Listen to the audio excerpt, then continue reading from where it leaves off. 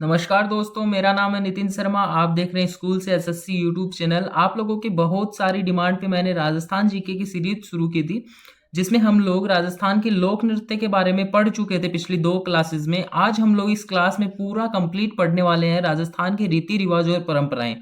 और मेरी गारंटी है राजस्थान की किसी भी एग्जाम में इसमें से 90% क्वेश्चन बाहर नहीं जाएंगे। ठीक है, 90% इसी में से आ जाएंगे। हम लोग इस सेशन को 4 पार्ट्स में डिवाइड करने वाले हैं। 4 चीजें हम लोग इस क्लास में पढ़ेंगे।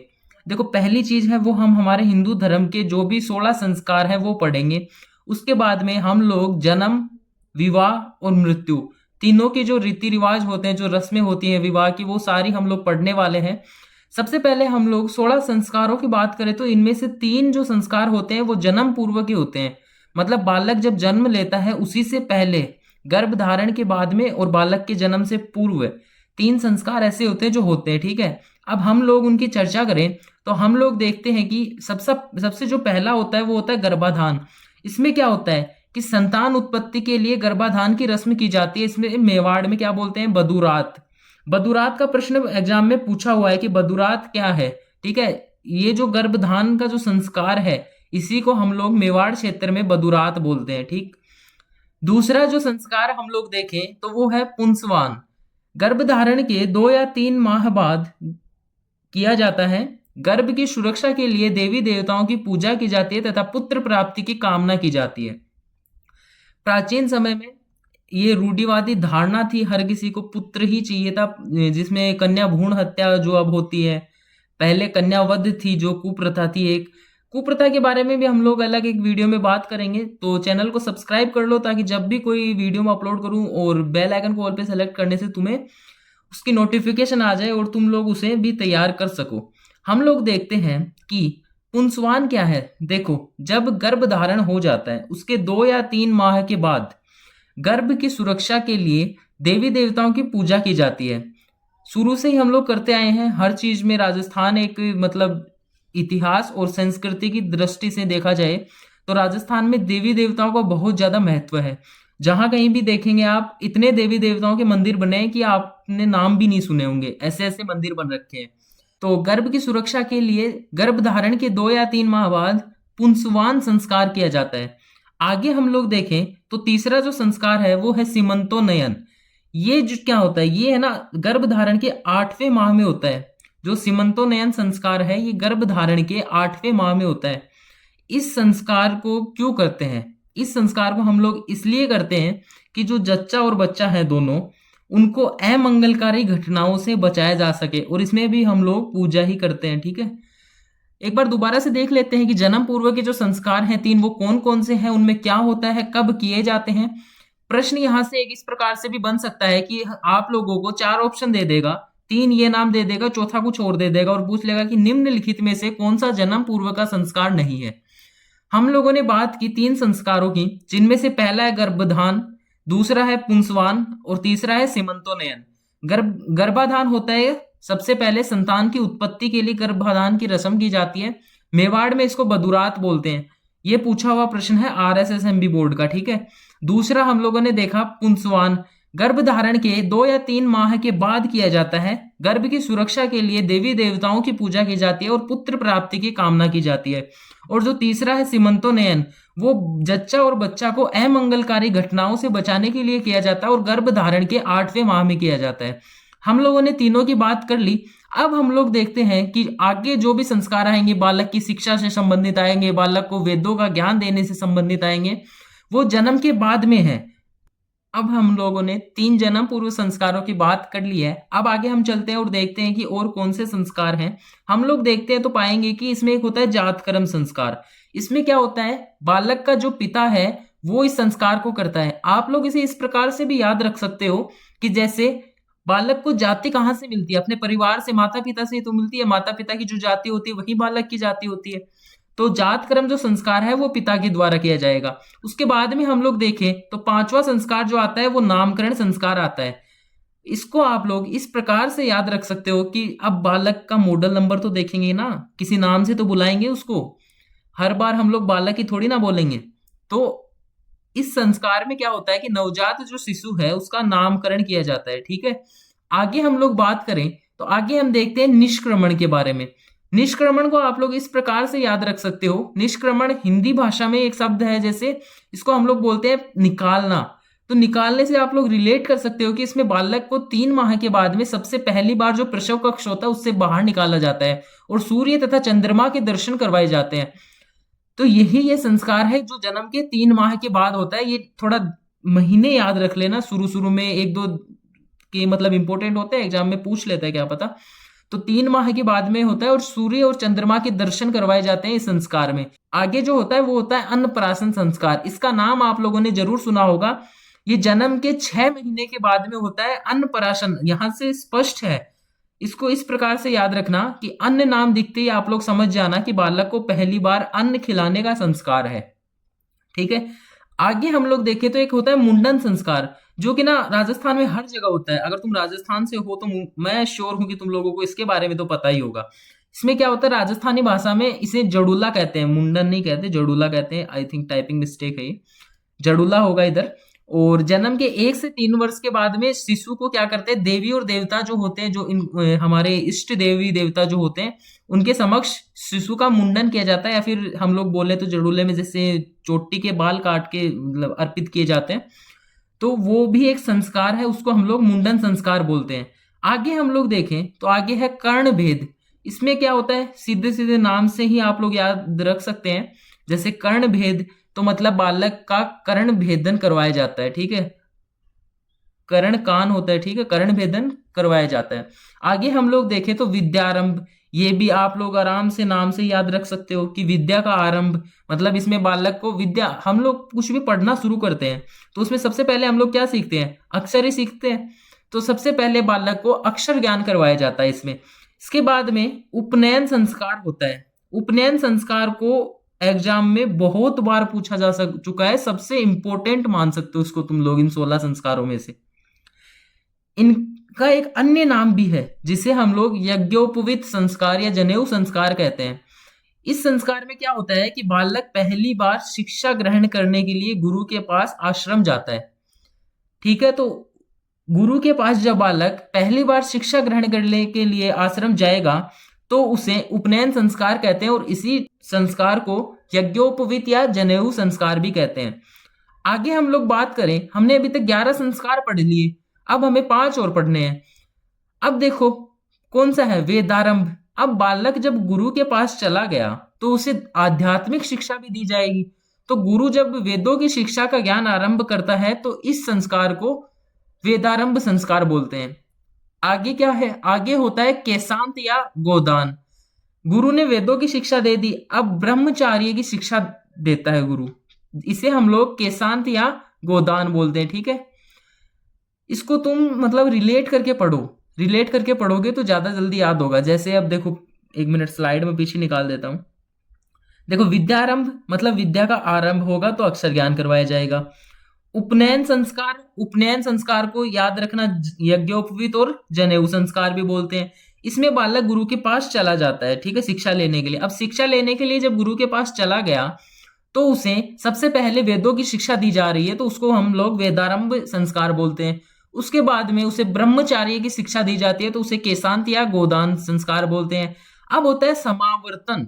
समावर्तन क्या होता है, विद्या समाप्त होने पर दिया जाता है, विद्या नहीं, विद्या है ये शब्द, विद्या समाप्त होने पर। अब गुरु से शिक्षा ले ली, वेदों की शिक्षा भी ले ली, ब्रह्मचार्य की भी शिक्षा ले ली। अब बालक जब घर वापस आता है शिक्षा ग्रहण करके तो समावर्तन संस्कार किया जाता है। अंत में जो 2 संस्कार है उनके नाम तुम लोगों ने जरूर सुन रखे होंगे। पाणी ग्रहण संस्कार विवाह से संबंधित होता है। जब शादी का कार्ड घर पे अगर आए कभी तो देखना उसमें लिखा होता है ये सीधा सीधा ही, और आप में से बहुत सारे लोग इसको जानते भी होंगे। आगे हम लोग बात करें तो अंत्येष्टि संस्कार होता है, जो कि अंतिम संस्कार जिसको हम लोग बोलते हैं, मृत्यु से संबंधित है। शव को दाह करना, शवादान जो हम लोग करते हैं, वो अंतिम संस्कार जो हम लोग बोलते हैं वो एक अंत्येष्टि संस्कार है। ठीक है, ये मृत्यु से संबंधित है। तो हमने 1 पढ़ा विवाह से संबंधित, 1 पढ़ा अंत्येष्टि से संबंधित, 5 पढ़े शिक्षा से संबंधित, 3 जन्म पूर्व के थे और जो शेष बच गए वो अन्य समझ लो आप लोग, शिक्षा से पहले के जो संस्कार थे। ठीक है, अब हम लोग बात करें तो हम लोग देखते हैं कि जन्म के समय बालक की क्या क्या रस्में होती हैं। किसी घर में जब बालक का जन्म होता है, बालक या बालिका जो भी, तो वहां पे क्या क्या रस्में निभाई जाती हैं, हम लोग उनकी चर्चा करते हैं। अब देखिए, इसको मैंने लिखा नहीं है ताकि आप लोग साथ साथ ही याद कर सको। बहुत ही छोटा सा टॉपिक है, साथ में अगर ध्यान लगा के पढ़ोगे तो आराम से तैयार हो जाएगा। बार बार रिवाइज करने की भी आवश्यकता नहीं होती, क्योंकि इन चीज़ों को हम लोग डेली लाइफ में देखते रहते हैं। अगर आपको वीडियो पसंद आ रही हो तो लाइक करना, चैनल को सब्सक्राइब करना और बेल आइकन को ऑल पे सेलेक्ट कर देना। हम लोग चलते हैं जन्म की जो रस्में होती हैं उनके ऊपर। देखो, हम लोग सीरियल से पढ़ते चले जाएंगे। जैसे बालक का जन्म हुआ तो फिर डे भी हम लोग देखते जाएंगे कि जैसे पहले छठवीं रात को जो छठी पूजन होता है, फिर धीरे धीरे आगे जो भी प्रोसेस होती है, एकदम मतलब सीरियल से पढ़ेंगे तो जल्दी याद होगा। तो हम लोग देखें तो सबसे पहले जो होता है, बालक का जब जन्म होता है तो उसे घुट्टी पिलाई जाती है। किसी एक व्यक्ति के द्वारा घुट्टी पिलाई जाती है और हम लोग मानते हैं कि उसी व्यक्ति के गुण बालक में आएंगे। इससे आप सभी लोग परिचित हो गए, आपने कहीं ना कहीं नाम जरूर सुना होगा। अब हम लोग बात करें तो छठी पूजन होता है। छठी पूजन कब होता है? जब बालक का जन्म हो जाता है, उसके बाद में छठवीं रात को बालक का छठी पूजन होता है। मतलब जो छठी पूजन की रस्म है वो होती है। ठीक है, डेट मतलब टाइम ही पूछेगा, नाम से भी वो स्पष्ट है कि छठी पूजन है। और अगर थोड़ा कनेक्ट करना चाहो तो दिन या रात में अगर कंफ्यूजन हो तो इसमें देख लेना, एक ही मात्रा है जो कि हम लोग ज्यादा फीमेल जो होता है उनमें यूज करते हैं। तो रात हम लोग एक स्त्रीलिंग शब्द है, तो छठी पूजन छठवीं रात को होगा। आगे हम लोग बात करें तो आगे हम लोग देखेंगे कि जो रस्म होती है वो होती है जलवा या फिर कुआं पूजन। इसको तो हमने मतलब बहुत जगह ही सुन रखा है। इसमें क्या होता है कि जच्चा जो होती है, बालक की माँ, वो किसी जलाशय का पूजन करती है और जच्चा के पीहर पक्ष द्वारा ओढ़ना, जिसको हम लोग राजस्थानी भाषा में पीड़ा बोलते हैं, वो भेजा जाता है। एक बात याद रखना कि जब पुत्र का जन्म होता है तो पीले रंग का पीड़ा भेजा जाएगा, ओढ़ना जो पीले रंग का ओढ़ना है वो भेजा जाएगा। और जब पुत्री का जन्म होगा तो गुलाबी रंग का ओढ़ना आएगा। ठीक है, याद रख लेना। आगे हम लोग देखें तो आगे होता है जामना, छूछक या फिर पेज। इसमें क्या होता है कि जो जच्चा होती है उसके पीहर पक्ष की तरफ से बालक के लिए उपहार आते हैं, उपहार वगैरह भेंट किए जाते हैं। अब देखो, जब उपहार आएंगे उनको कोई लेकर आएगा तो उन्हें बिना खाना खिलाए थोड़ी ना भेजेंगे। तो एक होती है रस्म, वो होती है दशोटन।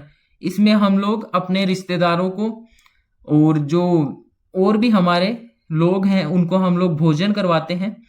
तो वो ही है दशोटन। आगे हम लोगों ने एक ना संस्कार पढ़ा था, केशोच्छेदन संस्कार, जिसमें बालक या फिर उसको हम लोगों ने बोला था कि मुंडन संस्कार।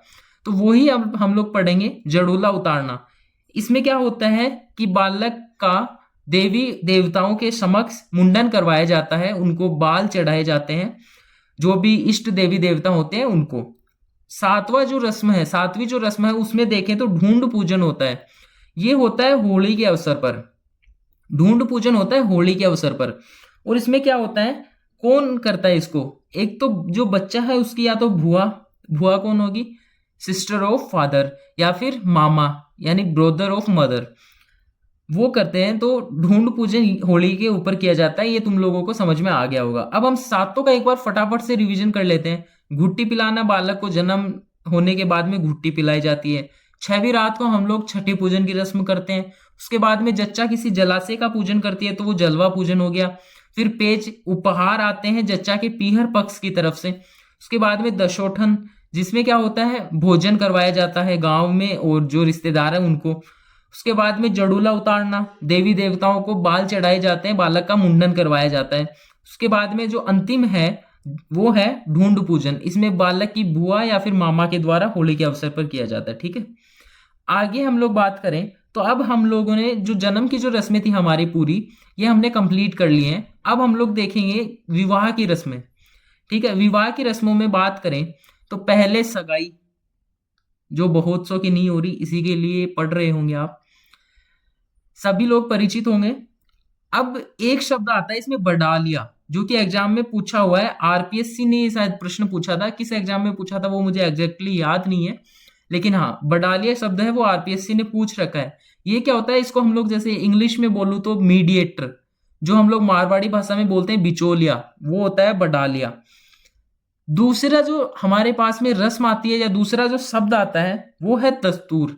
इसमें कन्या का पिता वर को शगुन का 1 रुपया या फिर नारियल देकर रिश्ते को मतलब पक्का करते हैं।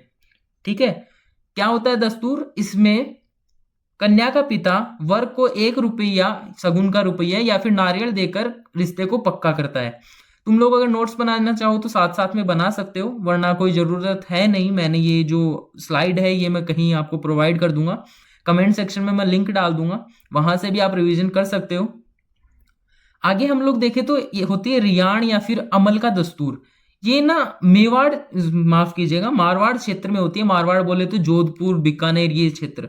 इसमें क्या होती है, एक प्रकार से नशाई होता है अमल, लेकिन इसमें क्या होता है कि जब सगाई पक्की होती है, मतलब ये जो रस्म है ये हो जाती है दस्तूर, रिश्ता जब पक्का हो जाता है तो रिश्तेदारों को अमल की मनुहार की जाती है, जिसे हम लोग रियाण या फिर अमल का दस्तूर बोलते हैं। ठीक है, आई होप आपको समझ में आया होगा। आगे हम लोग चलते हैं। आप देखो रिश्ता यहां तक पक्का हो गया, अब सावा निकलवाते हैं, मतलब शुभ मुहूर्त निकलवाते हैं। सब लोगों ने नाम सुन रखा होगा, ये तो सावा निकलवाना, शुभ मुहूर्त निकलवाते हैं। ठीक है, आगे हम लोग चलें। आगे हम लोग बात करते हैं कि बत्तीसी या फिर भात न्योतना, क्या शब्द है ये? इसमें क्या होता है कि वर या वधू की माता, वर या वधू की माता अपने पीहर पक्ष जाती है और मायरा भरने के लिए न्योता देती है। मायरा भात को ही बोलते हैं हम लोग, तो भात भरने के लिए न्योता दिया जाता है। ठीक है, इसी को हम लोग क्या बोलते हैं, बत्तीसी या फिर भात न्योतना। आगे चले तो आगे होती है कुकुपत्री या पीले चावल। इसमें क्या होता है कि रिश्तेदारों को आगमन के लिए मतलब निमंत्रण दिया जाता है। सीधी सीधी भाषा में बोलूं तो रिश्तेदारों को निमंत्रण देना कुकुपत्री या फिर पीले चावल कहलाते हैं। अब एक टर्म आती है जो कि बहुत ज्यादा इंपॉर्टेंट है, चाहे इसको तुम लोग डायरी वगैरह में अगर कहीं नोट करना हो तो नोट कर लो। एक शब्द आता है इकताई, इंपॉर्टेंट शब्द है इकताई। अगर तुम्हें, चलो फटाफट से आप लोग कमेंट में मुझे बताओ कि अगर आपको पता हो तो मुझे फटाफट से कमेंट सेक्शन में बताओ कि इसका क्या आंसर होगा, मतलब इकताई होता क्या है। इकताई होती है प्रोसेस कि वर या वधू के जो कपड़े हैं वो सिलने के लिए दर्जी को हम लोग जब देते हैं तो उसी रस्म को हम लोग इकताई कहते हैं। आगे चलते हैं। आगे हम लोग देखें तो एक रस्म होती है हमारे यहाँ चिकनी कोथली नाम से। इसमें क्या होता है, इसमें वर पक्ष वाले वधु पक्ष को उपहार भेंट करते हैं, वधु पक्ष को वर पक्ष वाले उपहार भेंट करते हैं। याद रखना, भूल मत जाना, कंफ्यूज मत होना। एक पहले आया था उसमें वर पक्ष का जो पिता है, वर का जो पिता है वो 1 रुपया शगुन का या फिर नारियल देकर रिश्ते को पक्का करता था दस्तूर में। ये है चिकनी कोथली, इसमें उपहार दिए जाते हैं वधु पक्ष को। अब देखो आगे जो है, आगे हमारे पास एक टर्म आती है थाम। थाम क्या होता है? नाम तो सबने सुन रखा होगा आपने। थाम होता है जब फेरों का जो मंडप होता है उसमें जो बांस रोपा जाता है ना, उसी को थाम बोलते हैं। अब आगे आते हैं मुगधड़ा। मुगधड़ा क्या होता है? विवाह में ईंधन की जो लकड़ियां होती हैं, ईंधन के रूप में जो लकड़ियां काम में ली जाती है उसे कहते हैं मुगधड़ा। अब एक इंपॉर्टेंट टर्म निकल के आती है जिसमें से ना डिटेल में भी प्रश्न थोड़ा पूछ लेता है, घुमा फिरा के प्रश्न तोड़ मरोड़ के पूछता है। तोरण। तोरण क्या होता है? तोरण वधु पक्ष के दरवाजे पे लगता है, लेकिन एक्चुअल में होता क्या है तोरण? इसमें ना 7 चिड़ियां होती है और एक मांगलिक चिन्ह है ये, जो कि दुल्हन के मुख्य द्वार पे लटकाया जाता है। ठीक है, याद रखना कि 7 चिड़िया होती है इसमें, ठीक, और मांगलिक चिन्ह है। अब देखें तो बाण बिठाना। बाण बिठाना क्या होता है? सबने नाम सुने होंगे, लेकिन जब एग्जाम में प्रश्न आता है ना तो कंफ्यूज बड़े करते हैं, क्योंकि इनके बारे में हमें डिटेल से नहीं पता। बस इतना पता है कि हाँ विवाह में बाण बिठाने जैसी कुछ रस्म होती है, लेकिन उसमें होता क्या है वो नहीं पता। इसीलिए टॉपिक पढ़ना पड़ता है, टफ भी हो जाता है थोड़ा और बोरिंग भी हो जाता है, लेकिन हाँ बस एक बार अगर पढ़ लिया तो फिर भूल नहीं सकते इसको इजीली। इसीलिए बार बार रिवीजन करने की आवश्यकता नहीं होती है। अब हम लोग देखें तो बाण बिठाना क्या होता है? वर वधु को कटार और कांकड़ डोरा धारण करवाया जाता है। ठीक है, आगे हम लोग चलें। बिंदोरा या बनोरी क्या होती है? बाण के दिन से आसपास में वर या वधु का भोज। देखो बाण का जो दिन होता है, बाण बैठ गए, ठीक है, इसके बाद में वर या वधु को आसपास के जो घरों में ना भोजन करवाया जाता है, उसी को हम लोग बिंदोरा बोलते हैं। ठीक है, आगे हम लोग देखें चाक। चाक कुम्हार जाति से संबंधित होगा, इतना तो तुम्हें पता ही है। तो कुम्हार के घर से बर्तन लेके आना, जो मतलब मटके वगैरह जो है वो लेके आना, कलश लेके आना। मटके नहीं बोलते उनको, कलश बोलते हैं हम लोग। आगे हम लोग देखें तो मायरा। अब देखो हम लोगों ने जो 32 न्योतना शब्द पढ़ा था, उसमें क्या पढ़ा था कि वधु या वर की माता अपने पीहर पक्ष में भात भरने का न्योता या फिर मायरा भरने का न्योता देकर आती है। तो अब वो लोग आएंगे और भात भरेंगे। तो ये वो प्रोसेस होती है, मतलब वो रस्म होती है। आगे देखें तो मेल, बढ़ार या पैसार। मेल तो भाई सबको ही पता है क्या होती है क्या नहीं होता। मेल होता है वर पक्ष जो भोजन देता है। लेकिन एक चीज इसमें ना थोड़ा ट्रिकी है कि हम लोगों ने जनरली देखा होगा कि शादी से पहले ही दी जाती है ना ये भोजन। लेकिन जब प्रश्न आए एग्जाम में तो याद रखना ये जो मेल जिसको हम लोग बोलते हैं वो शादी के बाद में जो वर पक्ष के द्वारा भोजन दिया जाता है वो होता है। ठीक है, आगे हम लोग देखें तो तेल चढ़ाना या पीठी लगाना, ये स्नान से पूर्व की एक रस्म होती है, वर या वधु के स्नान से पूर्व की। आगे देखते हैं झोल डालना। इसमें पंचामृत से स्नान से पूर्व वर या वधु को नहलाया जाता है। इसके आगे हम लोग बात करें, फटाफट देख लेते हैं एक बार, फटाफट से आंखों के सामने से एक बार जब चीजें निकल जाएंगी तो फिर इजी हो जाएगा। बंदोरी। अब देखो पहले जो टर्म आई थी वो अलग थी, वो थी क्या, बिंदोरा या बनोरी। और ये क्या है, ये है बंदोरी। ये होती है वर की शोभा यात्रा निकाली जाती है गांव में, गांव या शहर जहां भी हो, लेकिन शोभा यात्रा निकाली जाती है, उसी को हम लोग बंदोरी बोलते हैं। निकासी होता है बारात जब प्रस्थान करने के लिए तैयार होती है, मतलब प्रस्थान करना प्रारंभ कर देती है, तो उसको हम लोग निकासी बोलते हैं।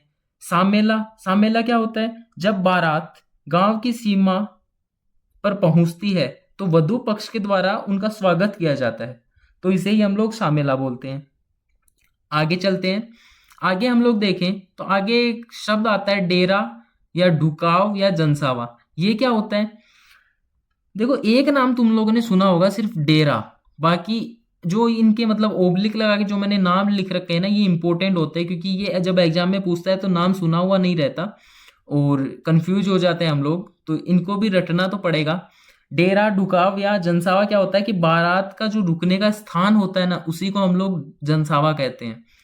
अब देखो आगे है तोरण मारना। ये जो रस्म है ना ये एक तरीके से विजय का प्रतीक है, शुरू से इसीलिए चली आ रही है, विजय का प्रतीक मानते हैं। जब वर वधु के घर पे पहुंचता है तो अपने जो कटार है उससे जो हमने तोरण वधु के द्वार के आगे लटका रखा था, 7 चिड़िया थी, एक मांगलिक चिन्ह था, उसमें जो बीच वाली जो चिड़िया होती है उसको मतलब छूता है कटार से।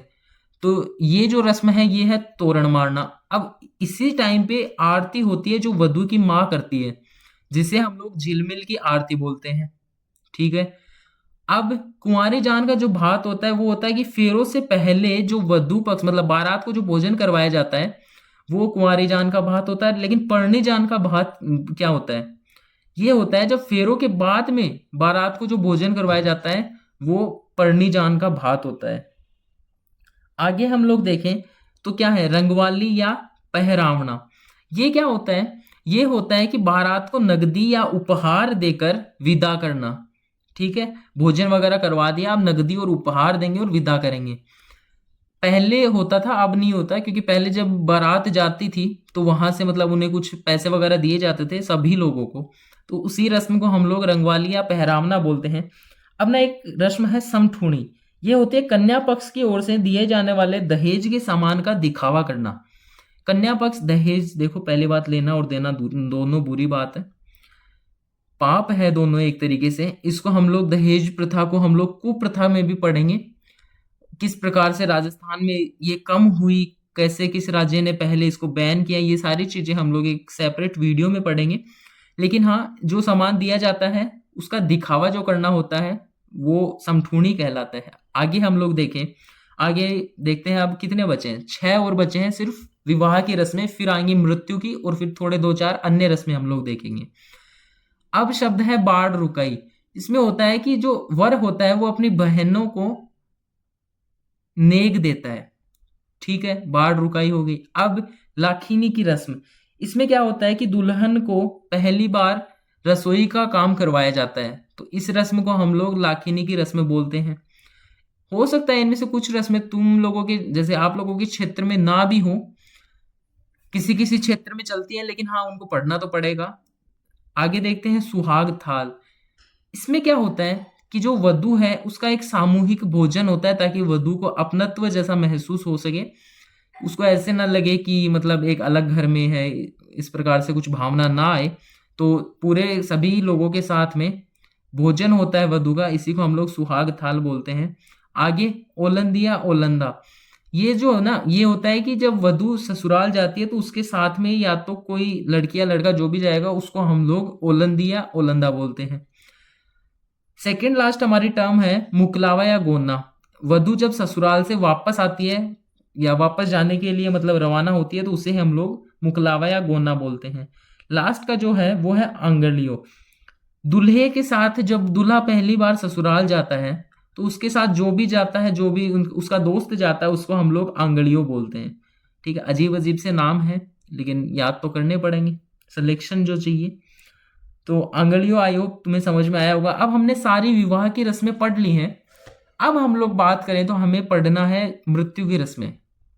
ठीक है, इन्हें भी फटाफट से हम लोग एक बार देख लेते हैं क्योंकि कुछ ट्रिक वगैरह तो कुछ होती है नहीं इनमें, सीधा सीधा याद करना होता है। आधी से ज़्यादा सुन रखी होती है हम लोगों ने, एक दो कुछ नए शब्द आते हैं उनको बस देखना होता है। तो इसके लिए सबसे बेहतरीन ट्रिक यही होती है कि जो भी शब्द नया हो उसको एक अलग जगह पे नोट कर लिया जाए, ताकि जब भी रिवीजन किया जाए तो बार बार पूरे टॉपिक को ना पढ़कर केवल उन्हीं शब्दों को पढ़ लिया जाए जो हमें नहीं आते थे। ठीक है, अब हम लोग देखें तो मृत्यु की जो रस्में हैं उसमें फटाफट से हम लोग पढ़ लेते हैं कि कौन सी क्या है। सबसे पहले होती है भदर होना। ये जो होती है मृतक जो होता है उसके परिवारजनों द्वारा मुंडन का जो कार्यक्रम होता है उसे ही हम लोग भदर होना कहते हैं। दूसरा बैकुटी, ये क्या होती है, राम धुनी के साथ में गाजे बाजे के साथ शव यात्रा जो निकाली जाती है उसे बैकुटी बोलते हैं। तीसरी टर्म है बखेर। ये होती है जब देखा होगा आप लोगों ने कि जब मृतक के ऊपर से जो सिक्के उछाले जाते हैं उसे हम लोग बखेर बोलते हैं। आधेटा, शमशान और घर के बीचों बीच जो मतलब दूरी है उसके लगभग बीच में पिंडदान करवाया जाता है और जो भी लोग कंधा दे रहे हैं उनका स्थान परिवर्तित करवाया जाता है। तो इस रस्म को हम लोग, इस प्रथा को हम लोग आधेटा या बीचलो बासो हमारी भाषा में जैसे बोले तो राजस्थान में बोलते हैं। आगे होता है लापा देना, मुखाग्नि देना, चिता को मतलब अग्नि देना लापा देना कहलाता है। आगे हम लोग छठी टर्म देखें, छठी जो हमारी प्रथा है वो देखें तो वो होती है सातरवाड़ा। सातरवाड़ा क्या होता है, जब अंतिम संस्कार में जब लोग जाके आते हैं तो मृतक के घर पे जाके उसके परिवारजनों को सांत्वना देते हैं। तो ये जो प्रथा होती है ये होती है सातरवाड़ा। आगे हम लोग देखें तो तिया होती है, तीसरे दिन का जो भोजन होता है उसे तिया बोलते हैं। आगे देखें तो आगे आठवीं टर्म है फूल चुगना। तीसरे ही दिन ये होता है, तीसरे दिन मृतक की अस्थियां इकट्ठा की जाती है तो उस प्रथा को हम लोग फूल चुगना बोलते हैं। अब अस्थियां इकट्ठा की है तो उन्हें गंगा में जो विसर्जन करना होता है उसे बोलते हैं फूल पदराना। मोखाण या मुकाम क्या है, एक ना मुकाम करके जगह भी है, हम लोग कल्चर में ही लोग देवताओं में पढ़ते हैं।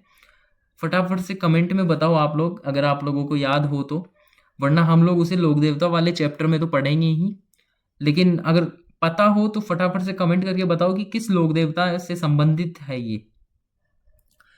खैर छोड़िए, हम लोग देखते हैं मोकाण या मुकाण क्या होता है।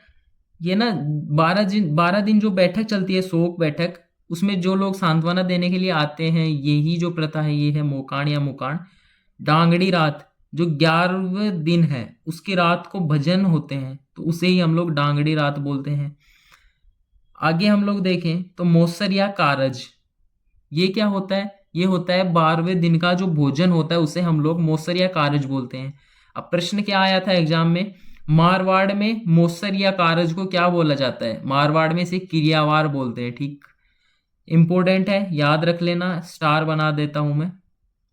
आगे देखें तो अंतिम जो टर्म है वो है कनागत।